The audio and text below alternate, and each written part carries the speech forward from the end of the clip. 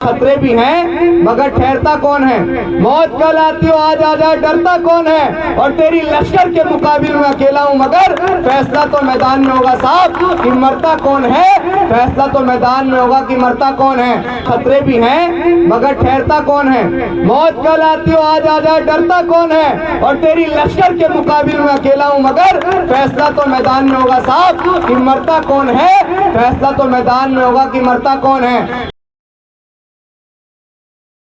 कि आपस में लड़ रहे हैं तो ऐसे लड़के तुम तो कामयाब होगे नहीं होगे पता नहीं, लेकिन दुश्मन जरूर कामयाब हो जाएगा। नहीं हो जाएगा दुश्मन कामयाब।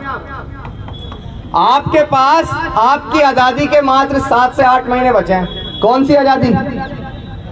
कौन सी आजादी? आपको जो शिक्षा का अधिकार मिला हुआ है। कौन सी आजादी? जो आप खुले से कहीं भी घूम जाते हो। कौन सी आजादी? जिसके तहत आज हम सड़क पे डीजे के साथ निकल के समाज को जगाते हुए। ये आजादी आपको लगता है कि 7 से 8 महीने के बाद आपके बीच रह जाएगी? लगता है आपको? अगर लगता है तो ये मुगालता आप दिमाग से निकाल दिए। और जिन नेताओं को ये लग रहा है ना कि हमारे साथ तो कुछ नहीं होगा, जो होगा समाज के साथ होगा, तो भारत के संविधान से बना है लोकतंत्र, और लोकतंत्र में जनता मालिक होती है और जनता के राज से ही नेता स्थापित हैं। और नेताओं को उन्हीं की ताकत के साथ ये लगता है कि हम तो अब हमारे साथ तो कुछ होने वाला नहीं है। तो जब संविधान बदलेगा तो लोकतंत्र रह जाएगा क्या? और जब लोकतंत्र नहीं रहेगा तो जनता की ताकत रह जाएगी क्या? और जब जनता की ताकत ही नहीं रह जाएगी तो तुम काहे के नेता? तो वही हश्र होगा तुम्हारे साथ जो जमीन पे हमारे समाज के साथ होगा। विदेश भी नहीं भागने देगी ये सरकार।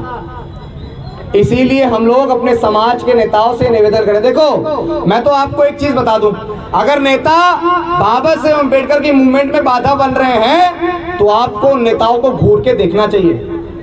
नेता, हमने नेताओं को सर पे बैठा लिया ना, और आज सर पे बैठा के क्या दिख रहा है? आपको लग रहा है कि आज हम देश में एक भी सांसद बनाने की औकात रखते हैं? लगता है आपको? और हम बात करते हैं प्रधानमंत्री बनाने की, तो ये तो ख्वाब है और ख्वाब ही रह जाएगा। बिखर के कैसे आखिर हम सफल हो जाएंगे साहिब, निखर के आना है तो एक ताही चाहिए साहिब। मेरे रहबर ने ये बोला था कि ये सदी हमारी है, बिखर के देश की गति को कैसे पाएंगे साहिब, बिखर के देश की गति को कैसे पाएंगे साहिब। आज इंडिया जैसे गठबंधन है, जो विपक्ष का गठबंधन बन रहा है, उस इंडिया जैसे गठबंधन ने बाबा साहेब अम्बेडकर के मानने वाले की पॉलिटिक्स को नकार दिया। वो क्यों भी ना नकारे यार? बिखरे हुए लोगों को कौन एक्सेप्ट करता है? करता है क्या कोई एक्सेप्ट? बताओ। घर में अगर 4 भाई हैं और पड़ोसी वाले के जो है 2 ही भाई हैं, अगर चारों में बिखराव है तो पड़ोसी भी कूट के चला जाता है, नहीं जाता? बताओ।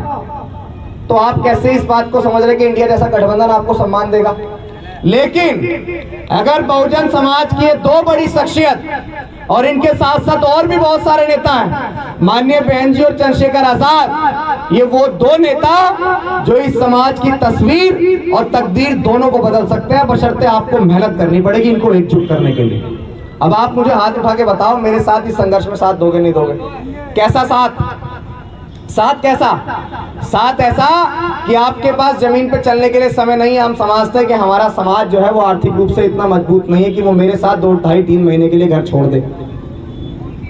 लेकिन आपके पास इतना तो समय है कि आप ट्विटर, फेसबुक, इंस्टाग्राम चलाते हैं और हमारे नेता भी चलाते हैं, तो आप उनको टैग करके अपनी ये बात तो उनके बीच रख सकते हैं ना भाई? रख तो सकते हैं ना? आपको दिख तो रहा होगा, बहुत सारे लोग कह रहे हैं कि अभिषेक समाजवादी का दलाल है, अभिषेक बहुजन समाज पार्टी का दलाल है, अभिषेक आजाद समाज पार्टी का दलाल है। अभी तो वो खुद तय नहीं कर पा रहे कि मैं किसका दलाल हूँ। तो पहले वो खुद तय कर लें, फिर हमसे बात करें।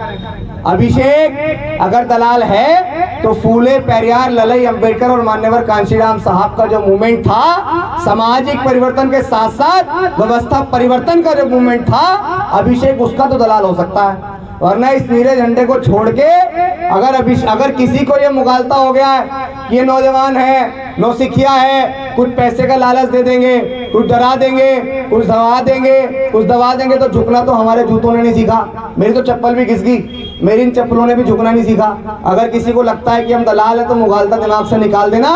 डॉक्टर अंबेडकर के झंडे के बाद हमारी मौत तो हो सकती है, जिंदगी इसी झंडे के नीचे गुजर जाएगी। और इस बात को मैं आपको साबित करके दिखाऊंगा, इस बात को हम आपको साबित करके दिखाएंगे। और बहुत सारे अपने लोगों ने टांग खींचने की कोशिश करी तो मैं उनसे कहूंगा, डॉक्टर अंबेडकर ने आगरा के अंदर एक भाषण दिया और कहा कि मुझे मेरे समाज के पढ़े लिखे लोगों ने धोखा दिया। मान्यवर कांशीराम साहब को समाज के लोगों ने काले झंडे दिखाए, तो जिनको समाज के लोगों ने रोकने का प्रयास किया ना, उन्हीं लोगों ने निजाम बदले, आज महापुरुष बन के बैठ गए। तो अगर ऐसे ही करते रहोगे तो धन्यवाद आपका, मुझे तो मोटिवेशन मिल रहा है। मुझे तो जो मेरे महापुरुषों के साथ हुआ वही आप मेरे साथ कर रहे हो, इसलिए मुझे समझ आ रहा है कि मैं बिल्कुल सही ट्रैक पर चल रहा हूँ नहीं चल रहा हूँ। और आज बहुत सारे लोगों का दिमाग खराब हो गया, कोई भी आ रहा है अलग और बोल रहा है कि भारत के संविधान को बदलना चाहिए, भारत के संविधान को बदलना चाहिए। अरे औकात थी तो लिखवा लेते ना, जब बस की थी तो लिखवा लेते किसी से। आज बोलते हैं कि संविधान सही नहीं लिखा, अब किसी से लिखवाना चाहिए, नाचना जाने आंगन टेढ़ा। जब तुम्हारी औकात थी तो जब संविधान लिखवा लेते ना, जब तो हमारे रैबर से लिखवाया, क्योंकि तुम्हारे पास कोई इतना बुद्धिमान और इतना पढ़ा लिखा था ही नहीं, तो लिखवाते कहाँ से। आज बहुत सारे लोग कह रहे हैं कि भारत के संविधान को बदलना चाहिए। प्रधानमंत्री मोदी जी के आर्थिक सलाहकार है, वो भी कह रहे हैं किसी की इतनी हैसियत कि वो भारत के संविधान को बदल दे? है किसी की हैसियत? मर गए हो क्या तुम लोग? हैं? तुम्हारे अंदर दम नहीं रह गया है। अगर तुम्हारे जैसे लोग समाज में रहेंगे तो मुझे ऐसा लगता है कि समाज कभी कामयाब नहीं होगा। इतने लोग पूरे हाथरस को बुझा सकते हैं, पता आपको। लेकिन आप क्या देखते हैं, बस अभिषेक भाई आएंगे, 4 फोटो कराएंगे, बस सोशल मीडिया पे डाल देंगे आज अभिषेक भाई के साथ विशेष मुद्दों पे चर्चा हुई। लेकिन अभी पूछ लूँ मान्यवर कांशीराम साहब का जन्म कहाँ हुआ था, 10 लोग बता नहीं पाएंगे। अभी पूछ लूँ डॉक्टर अंबेडकर ने पीएचडी की डिग्री कहाँ से हासिल की, तो बता नहीं पाएंगे आप लोग। बिना शिक्षा के आपके पास कुछ भी नहीं है। जब तक आप लोग शिक्षा हासिल नहीं करेंगे आपको कुछ नहीं मिलेगा। ये बात जमीन पर रह के समझ आई।